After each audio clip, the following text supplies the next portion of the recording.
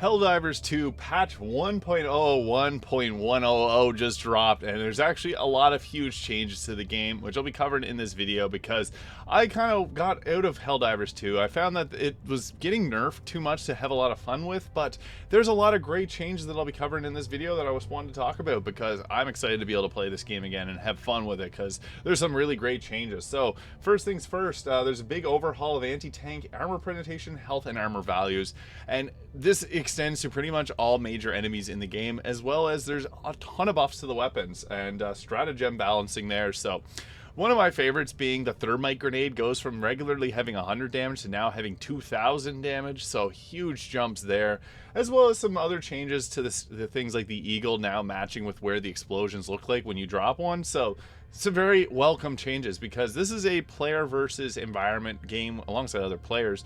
It's never fun whenever things get nerfed all the time. It's more fun when things are strong because you want to, even if it is difficult, you want to feel like you're actually being able to do something against the enemies. So there's a bunch of enemy reworks to balance that out. Helldivers health and damage mechanics are tweaked with armors changing. Gas gameplay mechanic rework. New Galactic war feature came to the game now too, as well as an emote wheel feature and crash and bug fixes. So there's actually quite a few changes here. So I'll be going over all of them in this video. So yeah, with this, they've obviously listened to our feedback, so shouts out to Arrowhead for actually listening to what players want. I think that that's amazing as a game developer to actually make the changes that are necessary to keep the game being fun. So that's basically what they're saying there. Also, big change to headshot damage. It used to do 100% extra damage, now it only does 50, so less damage spikes, which I think is an awesome change because there's nothing worse than just getting headshot and dying instantly and not knowing why, but now that'll be reduced somewhat. So they reworked the armor penetration, anti-tank weapons, armor values, and health values, and improved the effectiveness of weapons such as the auto cannon, heavy machine gun, flamethrower, and anti-material rifle against heavily armored enemies. Although they may not be as specialized as anti-tank weapons, I'll be going over all the changes related to that there. So along with the changes, there's upgraded Helldivers arsenal, enemy adjustments, more consistent damage. So it's nice because you used to only be able to really choose stun grenades for your grenade choice. Now you got other options that just make things a little bit more friendly for the player. So previously, partial damage dealt 50% of full damage. So if a target was taking only partial damage, they would only get half. They changed it to be now 65%, so a nice little damage boost there. So that is a big change for one of the general changes, but also the headshots there, which previously are doing 100%, now only do 50. So damage from other body parts have been slightly increased depending on the area hit. This adjustment is to normalize overall damage while maintaining detailed damage zones. That's one thing that's, I think, pretty cool with Helldivers is depending on where you hit on the enemy, but also where you're hit, impacts the damage that you'll take. So I think that's a really nice change. They're balancing that stuff out. As for the weapons, there's a lot of great changes here. So the Liberator and Liberator Carbine changed from 60 damage to 70.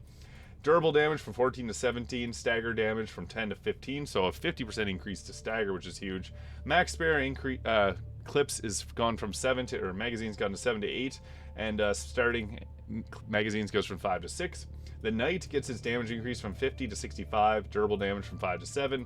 Magazines now fully refill when picking up a resupply, which is nice, little quality of life change there, and reduced recoil, so huge buffs for the Knight. Liberator Concussive now comes with a drum magazine which holds 60 rounds, so much more ammunition there. Because of this, they had to decrease the ammunition from 10 to 6, so 6 magazines now. Makes sense when they got so many more bullets now. Huge change there. Tenderizer now has its magazine bullets from 30 to 35 and increases starting magazines from 4 to 5. So a lot of these weapons getting more ammunition. I'm a big fan of that because this game is stressful when you run out of ammo. It's really, really stressful. So nice changes there. The Breaker now comes with extended magazines which hold 16 shells. I know previously this weapon did get nerfed pretty hard, and the Stagger Force also increases 50% from 10 to 15. Any type of increase in stagger damage is welcome because I feel like some of these weapons didn't pack as much oomph as they should have, so I think that's a great change there. The Spray and Pray shotgun now has a duckbill muzzle, making it spread very horizontal but less vertical. And a total damage increase from 192 to 240. That's a huge jump in its damage.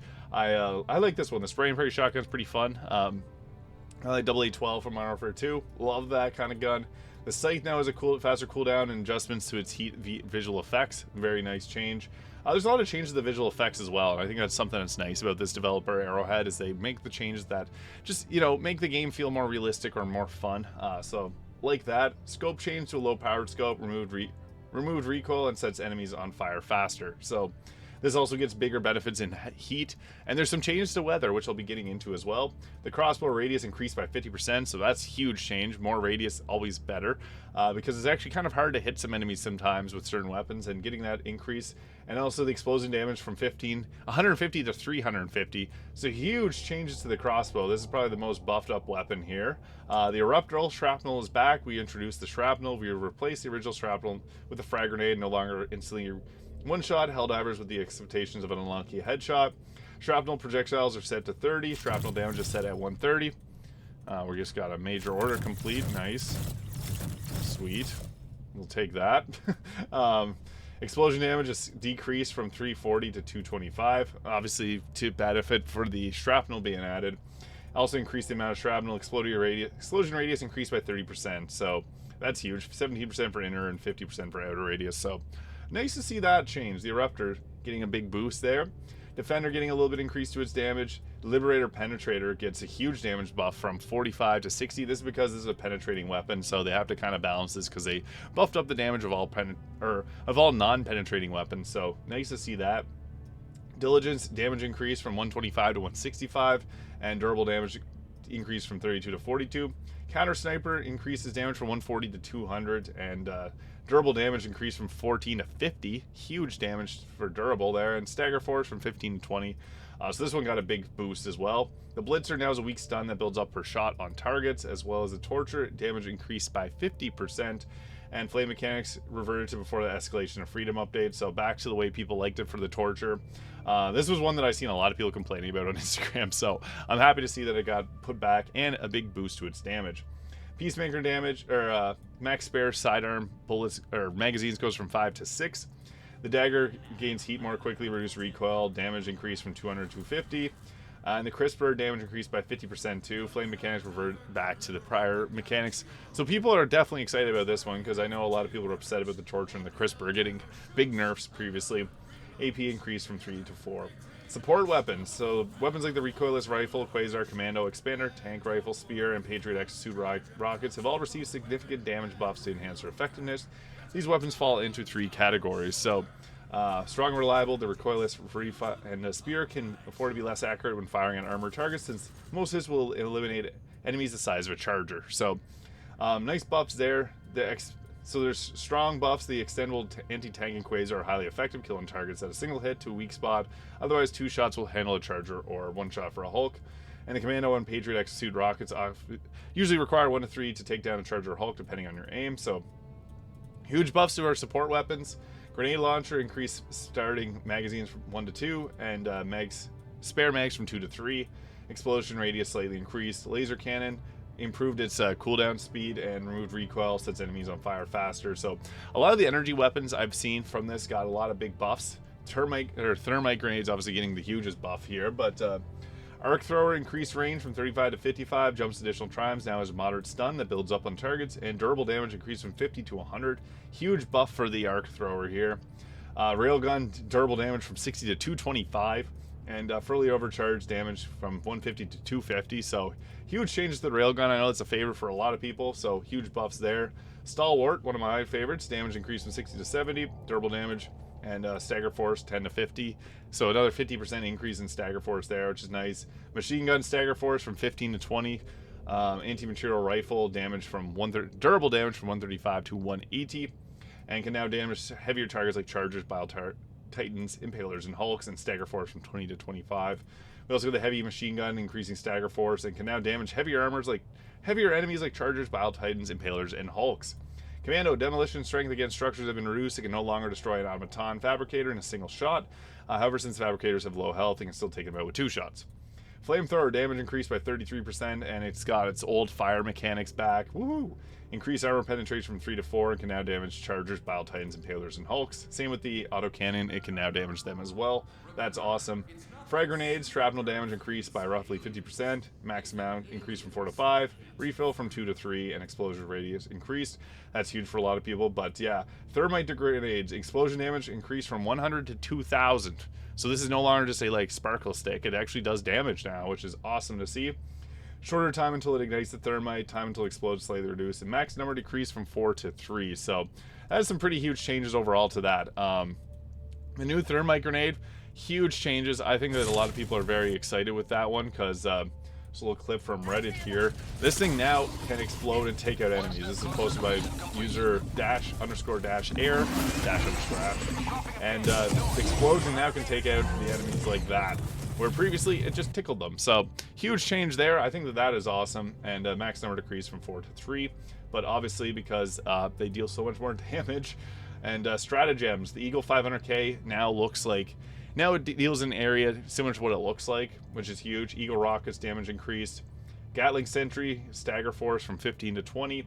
Machine gun Sentry stagger force as well. Tesla Thrower increases stagger force to match the other arc weapons, and now has a moderate stun effect that builds up to.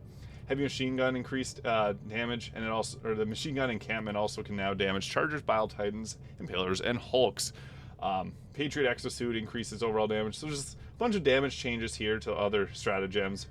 The Galactic War map can now display the location of strategically important assets. This will make it much easier for Helldivers to take into consideration when to make their next move. Love that. Galactic War, big changes there. Emote wheel, huge. Dolby Atmos support for PS5. There's probably some players really looking forward to that. New enemies, automaton fabricators, or changes now have health and armor in addition to their existing destruction system. That means while they have high armor penetration weapons, can still destroy them and may take multiple hits, and added effects to show their health state. So a little bit of a change to that there, which is nice. Hulks, armor reduced from 4 to 5, and weak spots are more durable, and health decreased to the back weak spot to 800. Hulk Bruiser, replace the rocket launch for an energy-based cannon, and now increase how frequently the bruiser shoots. Bruisers are a pain in the butt. Tank front armor is increased from 5 to 6. Berserkers head health reduced and main body health reduced. Abdomen now is a weak spot and chainsaw damage increased, so the berserkers are now a little bit weaker. And a bunch of other changes here as well to the overall bunch of different enemies in this game.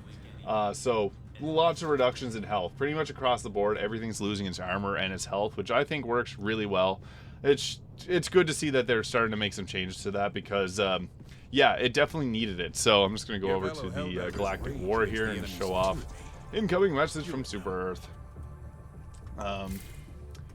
Big failure there. So yeah, this has gotten, it'll now show some different changes to the world map. So Errata Prime, he's just looking at the map there. We're doing pretty good, it looks like, overall. But yeah, overall, I like the changes. The planets now have heat and extreme cold modifiers, so deserts will become cold at night, whereas they become hot during the day. Really nice. Changes based on time of day, or different weather conditions. So again, deserts become hot during the day and cold at night. Some desert planets will have yeah, that's basically what I said. Arid planets will now only have the intense heat modifier active during a fire tornado storm. What's nice about heat is it slows down some of the terminids, so it makes it a little bit easier. And then a bunch of fixes for crashes and different other issues that may have popped up. So there's a long list of changes. I think that this is their best patch yet from what I've seen. I've read a lot of what people have been saying, and I just want to give my thoughts on it because I kind of got out of this game with all the nerfs that were happening. I lost its fun, but I think that this was great. Everything across the board getting like minimum like 15 to 20% extra damage, and enemies having less health. I think that just balances things a bit more frequent, makes it more fun. So just want to give my thoughts on that. Hit the subscribe button below if you haven't already. Thank you so much for watching, and I'll see you all in the next video.